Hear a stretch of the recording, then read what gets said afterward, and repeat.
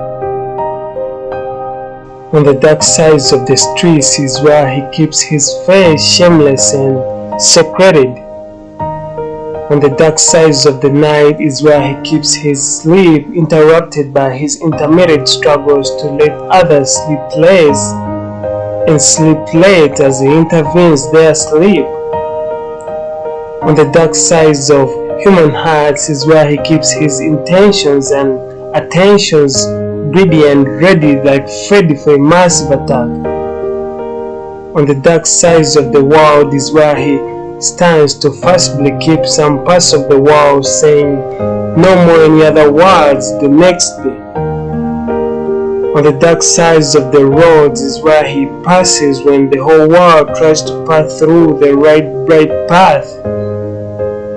On the dark sides of the lonely people is where he places his dark ideas before they get a chance to check out the misguided parts of their minds. In the dark places of our stories is where he places his presence to represent human misdirection and human inflictions combined. On the dark sides of entangled overnight solutions to life problems is where he stands and draws down a fake finishing line that is based on his own benefits to let the whole world believe in his limits strongly as attached to their lifespan. On the dark corners of delusions and illusions is where he keeps his mouth busy to smoke another cigar of humankind for the smoke to get up and try to show how much human lives have gone tragically in the same way over and over again, while he treats the whole world as his smoking room. Clouds of the same colors and shapes are lately made up to spell the word unprecedented lost lives. On the hindsight, he stands in the street corners to keep the part of the world prone to liberty, but in its emptiness and short lives, he screams loud so that the people carrying compassion would come close and close the gap between them and him just to help out, but in the end, those people are used and abused. He comes along the side of the road to tempt the sidewalkers that if they attempt to throw themselves into the middle of a highway, it would be the easiest way to solve their problems. He holds hands of young people to take them into isolated places and places knives into their hands for them to harm themselves through cutting their skin slowly by slowly, labeling it their whole story of misery and suffering buttered onto the bread of self-harm. And kids go on to listen to him because he's very persuasive and hard to ignore as he calls himself sweet names. A glittering, painless solution. They go on to label their bodies what they wanted to do the next day and what they couldn't tell anyone else secretively. He comes to the soldiers that come back home safe and makes them feel not safe, like they're not enough to keep their home clean, and the only way to keep their homes clean is to erase their names out of the family living members. He always makes them feel like they have failed to serve their countries fully, and the only way to save and serve their countries fully is by punishing their lives onto the fake finishing line to serve Mr. Suicide instead. He comes straight at the celebrities that fill off the world and create things that makes them feel part of the world at times, and they suddenly, when things go wrong, they believe that no one loves them anymore and no one is willing to listen to them because they are seen at the scene of perfection and social judgmental pressures all the time. So they go on to find a room where silence can witness them letting their necks tied tightly for their last breath to be tied tiredly onto the fake finishing line. He speaks to the public as a problem solver, but in the secrecy, he's a life taker, not a life changer. He stands alongside the billboards of life unsatisfaction on the side of the road to read the few names off the list for the people on the list to live the least lives painfully and eventually leave the list by his finishing line. So more names are read off, and those people giving attention to him are effectuated by his affection of believing that if only they did all that they were told by him, everything will be super okay, and eventually end up creating more problems in the long run to people's lives cut short by scissors of suicide to keep the victim's meanings of life shunned and robbed away, and to the families left hanging off the peg of a family member on the clothesline of life. It remains tearful, and he is tragically irreplaceable. He waves a flag in the wind waves of the greatest accomplishments of the youth while standing on his fake finishing line, and more youth are distracted from seeing their lives living fully without reaching his finishing line.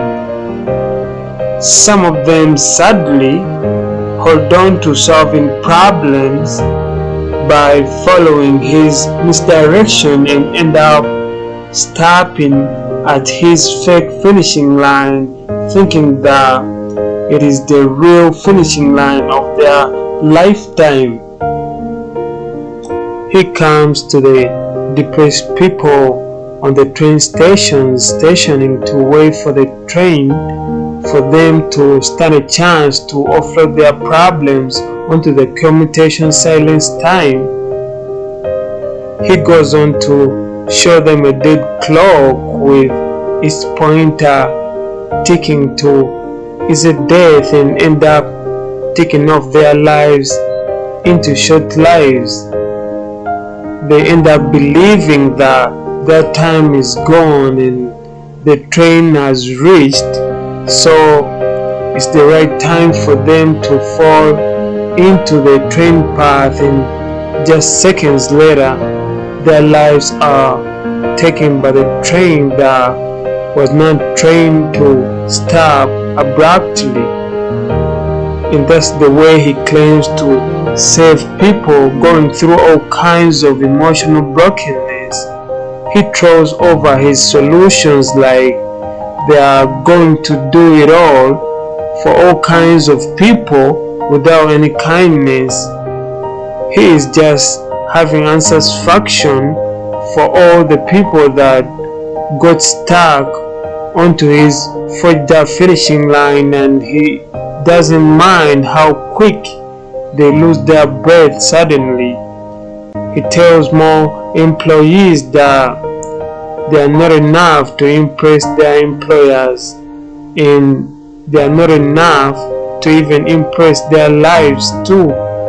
So they should go on following drops of blood onto the stairs that are invisible to the rest of the world, even if you stare at the stairs, and finally they reach up to the top of the skyscraper just at the edge of it, and they're told that it is the right time at the right age to stand at the right edge of the skyscraper to follow the blood drops that drops down onto the street floor in order to keep their lives safe from danger, but instead more blood flows down the street after they jumped off the edge to the street floor.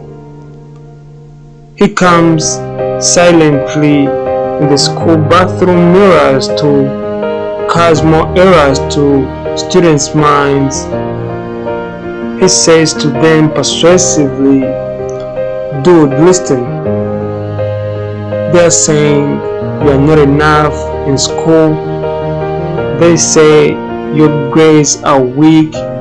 They say you couldn't make it at the school sports team last week. They say you got a crazy dad and crazy mom. They say your face looks like a frog, right? They have bullied you since the beginning of school time, and I hope it's high time we change some things. Just look at the mirror and believe me for what I have to say. You got to silence them by silencing your life forever. You got me."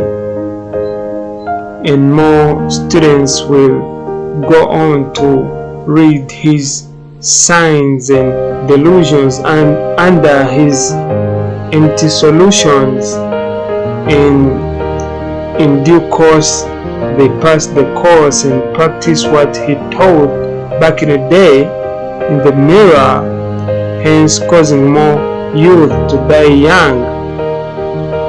He comes to men through their bathroom mirrors with big voices that says, "You think you got it all for your family, and sometimes you think you are enough to work for your family." That's outlandish, because these people you work hard to make happy are actually not grateful for your presence. They just can't appreciate the little care you provide, and everything is in your neck, like you got to do this, you got to do that, and the other one, and in the end they don't appreciate all that. Life is hard already, and I'm ready to help you out. Here's the thing, I got the finishing line, and it's where you got to finish your life, and in all this drama you are already not loved by people you love more. He comes to the people who got it rough in relationships and emotionally broken people to tell them that they should find love at the top of the bridge, with small whispers that encourages them to climb up the bridge to finally fall off to the blind destinations of life endings, just to breathe death in their lives real quick. He says to them, "Listen, dude, nobody loves you anymore, and even that one person you love has betrayed you. What do you expect then to happen if you try to push up onto people the next time? You just don't deserve such a life.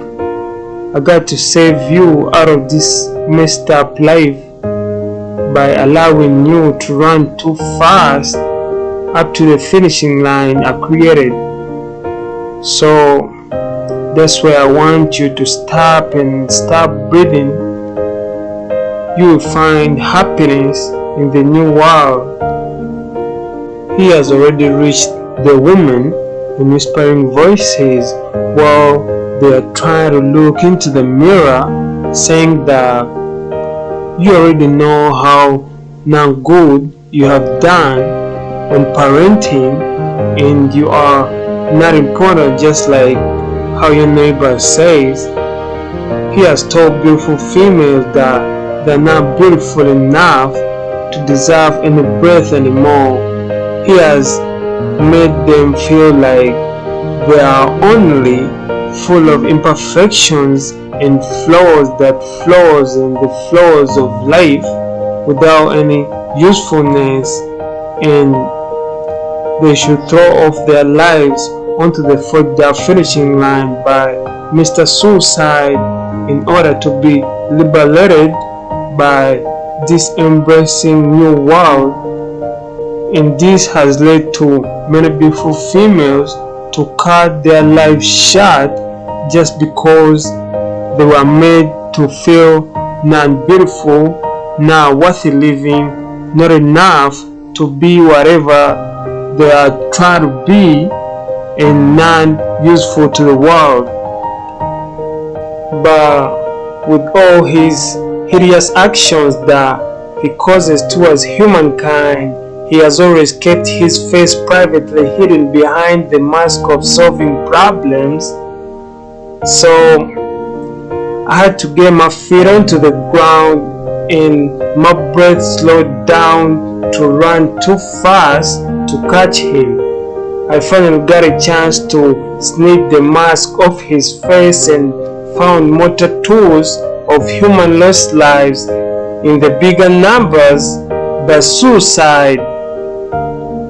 That's how I managed to see his face authentically.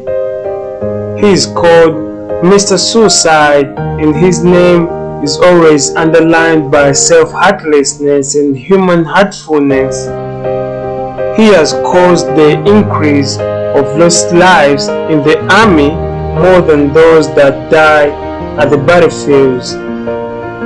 In 2021, the research found that 30,177 active duty personnel and veterans who served in the military after 9 to 11 years have died by suicide, compared to the 7,057 service members killed in combat in those same 20 years.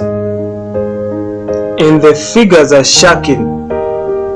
The ones that die on the battlefields are multiplied by the factor of 4 to make up the number of those that die by suicide. And never before in human history to record Mr. Suicide scoring at an alarming rate like he does now. And never before in human history to record Mr. Suicide scoring at an alarming rate like he does now. According to the World Health Organization research, in only 2017, suicide scored 1.4% of the total global death cases, and in 2019 research, the number was 800,000 people who died each year by suicide globally. That makes up one person that dies each 40 seconds, and due to the fact that some countries illegalized suicide, there may be hidden cases in the name of unintentional injuries that led to death cases that goes on underestimated statistically. I hope you can guess where we are today, presently and tragically. And suicide is the third leading cause of death in the young people. The number of men that die by suicide each year is almost 3 times more than women, which makes it 77% suicide death cases being men. Phil Donahue says it best. He says, suicide is permanent solution to temporary problems. There is no better controlling of the world than controlling the people's feelings. It only gets bizarre and contagious when he makes the world feel a certain way, bending it to his advantage. It's very painful that this feeling is even a facade in many of us, and the people around us have believed and followed it for so long. But what could be a better beginning to the creation of the tragedy ending slowly and impactfully? We have gained meaningful social connections with these people around us possessively, like a noun that apostrophe. We have to make other people feel like they are having people around them, not humans, desensitized unexpectedly. We have to keep a close look on our friends, especially if they get problems with their mental health, and we should be too present to take care of these situations. We must create a better communication with these people around us and allow a free expression of feelings for all freely. Yes, I mean it. We have to stop the kinds of keeping away from everyone and start keeping around people that give us energy and ready to listen to what we go through. If you find yourself alone and lonely, go on to that friend you trust to tell what's hurting you relievedly. Just go and ask for help by yourself from the people you love and trust around you. If there isn't one, try to create one, at least in the strange way, from the strangers you find in your life's walkways. If you fail again, consider me your new friend to give you motives through my work to live life without living life prematurely. And remember the words of Barack Obama that goes by saying, to anyone out there who's hurting, it's not a sign of weakness to ask for help, it's a sign of strength. If you ever feel such a feeling, try to avoid being alone and being in places that are more susceptible to tempt you to committing suicide. Keep away from drugs, ropes, knives, and intoxicants because they will never provide happiness that they claim to provide, and they play a bigger role in rolling our depressions and anxieties into a weirder, wilder level than ever before. Be a good listener to your feelings. Just listen to your feelings too closely, and if you are suspicious about any suicidal temptation, then call a friend or someone to report to what you feel inside. It's here where I stand to give you hope that you are loved and deserve living, and you don't deserve to hurt yourself anymore. For the females who think their beauty isn't enough, you are beautiful just the way you are. I only give you hope in real life living because you deserve it. And it was Carl M. Menninger who once said it best: hope is a necessity for normal life against the suicide impulse. We also have to forgive ourselves for all the crazy situations we caused around us, cause we are not what we do, we are who we are, and our doings are just our doings. That's it. Forgive yourself and move on. It was Juliet Lewis who once said that the bravest thing I have ever did was continuing my life when I wanted to die. So go on and pass over that fragile finishing line by Mr. Suicide to your true destinations, cause you are too far from your real destination finishing lines.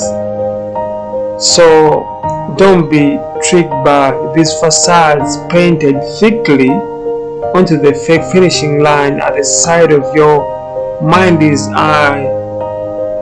Try not to mind them. Move on. You are stronger than what Mr. Suicide tries to make you feel. That's how we will put Mr. Suicide down on his knees without giving him a chance to sneeze and infect a generation further, and hand his hands with handcuffs by steel metals of stillness to still end mental health problems. He needs to be standing behind these metallic bars for the rest of his life, away from humankind, cause to humans he has not been kind. The world deserves a better life without him for the rest of human existence lifetimes.